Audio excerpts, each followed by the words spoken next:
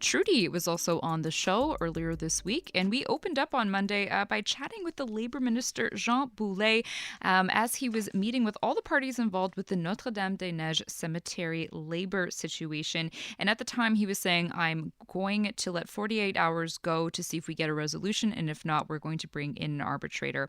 So yesterday, around mid-afternoon, I think it was, Dan, in the midst of the outages and the storms, we finally got word of some positive news that it looks like 83% of the employees have accepted an agreement in principle, which means they will be, I believe, getting back to work as of today or in the next couple of days. So we're going to check in with a family member at the cemetery in just a moment. But first, Patrick Chartrand, who is president of the union representing cemetery workers, joins us on the line. Good afternoon, Patrick. Good afternoon. So tell me about, in terms of people getting back to work, I know a lot of families are very much directly influenced by this, but anyone Yeah. driving by or walking by the cemetery can see that there's been no maintenance. So when does work begin again? Well, the maintenance workers are going back to work on Monday, as you mentioned. We accepted an offer yesterday, Mm-hmm. but the strike will continue for the office workers, sadly. They couldn't reach an agreement, and I just want to extend my support to them. We hope to get them back quickly. I hope that this gets resolved quickly because I truly believe that we need them to provide the best services to the families that have been waiting for very long. But we are starting to work. We are getting back to work on Monday morning. So even though the administrative people won't be there, can you still get the process moving and get rid of some of that backlog that families have been waiting to start the grieving process? Yes. Like we did before we went on strike, because the office workers went on strike on September, and we went on strike in January. So we continued the work, but of course it wasn't as quick because when they went on strike, it was our bosses who were trying to do their job, but they're needed, they're necessary, they're essential for us, like I said, to provide the best services to the family, and I hope that my employer was going to sell this as quickly as possible. On a personal level, Patrick, how does Yes. this feel for you as a union leader to come to this resolution so far? Yeah, well, it feels very good. Of course, it's been a very long conflict. We talk a whole lot about the families, and rightfully so. They're mad. They're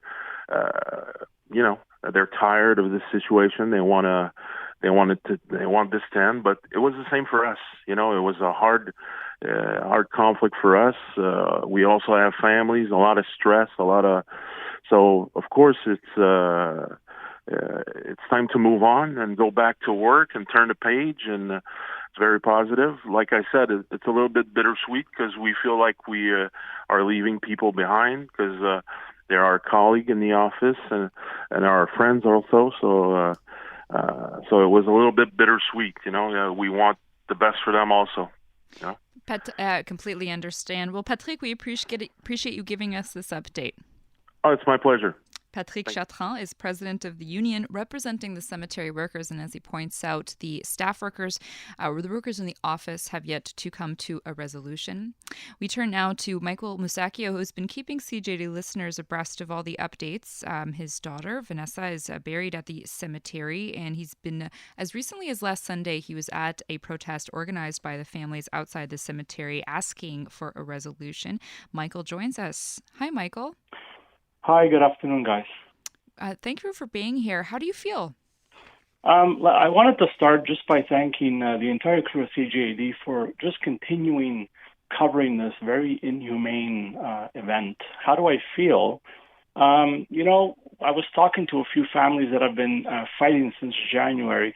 We're not about to go out and pop a champagne bottle and have a party because, we're very furious at the events that have taken place, because it's basically made us put our grief public, which is not something that we wanted to do. But on the other hand, this is the only way that we were going to get the story out there and fix this very unjust and unacceptable event by closing a cemetery and not burying people. It's really, it's almost like a weight has been lifted off our shoulders. I don't have to feel now like a criminal to break into the cemetery to go see my daughter. Hopefully we can start, the grieving process and find some kind of peace, knowing that eventually we will be able just to go as a normal person and do what we have to do. And the families that are awaiting burial as well. Because the stress that this has caused, it's mental cruelty. It's you talk about mental health. That's all you hear in the news these days. Well, this is a big issue with stress in the family, people on medication because they can't handle the stress. And like I said, it's forced us to put our grief public. Michael, you've shown a lot of courage in coming and talking about it publicly. It's not easy, and we really appreciate it, and we hope that the days are easier going forward. I don't want to see this happen again to any other family because it's a silly situation. It's especially. I'm wondering real quick, Michael, if you think the essential services route is the best one to make sure this does not happen again. I can guarantee you, I believe they signed a contract till 2027. I can guarantee you that in 2027 we're going to be standing in front of those locked gates again. This happened in 2007. It seems like every time there's a contract that's up, something happens. The families are caught in the middle. Look, cemetery management, the board of directors of La Fabrique, the Archbishop of Montreal, anybody else involved on a higher level, they need to step up and get the cemetery operations an essential service. I'm not saying take away the rights to strike. However, they can strike and they can negotiate because that's fair to do. But you need to bury people, and you cannot block access to the cemetery. Now, I know that the cemetery management brought this up to make cemetery operations an essential service in the past, and the courts actually struck it down, saying that I think one of the points was since they have a state-of-the-art facility to store bodies, and another point was that people can go to a different cemetery. Well, how does that work? Everybody wants you to buy prearranged funeral services, and then what happens when you pass away? How are you going to go to a different cemetery? This must be an essential service. This cannot happen again. It's unacceptable, and it's just unacceptable. This is going to be our fight now to push and push and push until this happens, because to put families through what we've all been going through is inhumane. Michael, Patrick at the Union earlier mentioned that there will be back in person on Monday. How soon do you think you'll be able to go visit your daughter again? The cemetery is literally a disaster zone. It's just unless you see it, you can't believe it.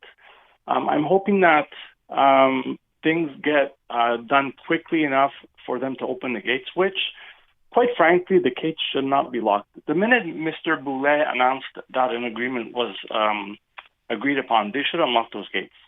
There's no reason that the gates are locked. We're not going into the cemetery and hanging from the trees. We're all adults. We're going to go drive to our graves or walk to our graves, do what we have to do, and walk out. So why are the cemetery gates closed? I don't have an answer for you. I think they're just doing it to spite us, to be quite honest with you.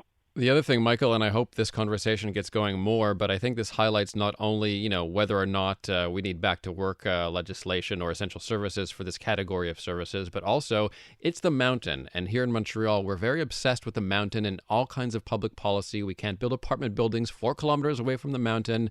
Well, if we have so much respect for the mountain, perhaps we should allow 100% permanent access to it and to anything on the mountain, including the cemetery. To me, it's kind of shocking that you can walk around just a few meters away from the cemetery on our mountain, but you can't see your loved one at the cemetery. To me, that's outrageous. I agree. I agree that that's 100% true. However, there is also a lot of vandalism that happens at cemeteries, so it should be open to the public. However, it should be closed in the evening. So the fact that there's a fence around it is in my mind, is correct. But you're right. The cemetery should never be locked. And quite frankly, they shouldn't be running the cemetery like an office with office hours, 9 to 5. Like, you look at other cemeteries, they're open early, a little earlier in the morning, and especially in the summertime when the sun sets around 8, 9 o'clock. They should leave the gates unlocked. Let people go after work. Let people, we had one fellow, we were interviewed this past Tuesday by 2 media outlets. And as we're standing there with the journalists, this fellow drives in with his car and he couldn't get in, and we started talking to him. This man drove an hour and a half. He lived somewhere around Saint-Jean-sur-Richelieu. He was stuck in traffic, he was telling us. And he said that he was home and he felt like he had to come and see his parents.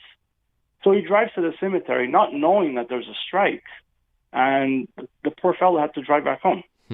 Awful. So, again, not many people knew about this story. People will only know if you're impacted or you decide to come to the cemetery. We were kind of shocked that so many people never knew about it. So basically, we fought for everybody. It's not selfishly. I fought for myself and my daughter and my family, but we also fought for the people. There's over 300-400 bodies awaiting burial. A lot of people didn't want to go on camera or be interviewed because you have to face the people and face the world and say, look what I'm doing. Not everybody can do that.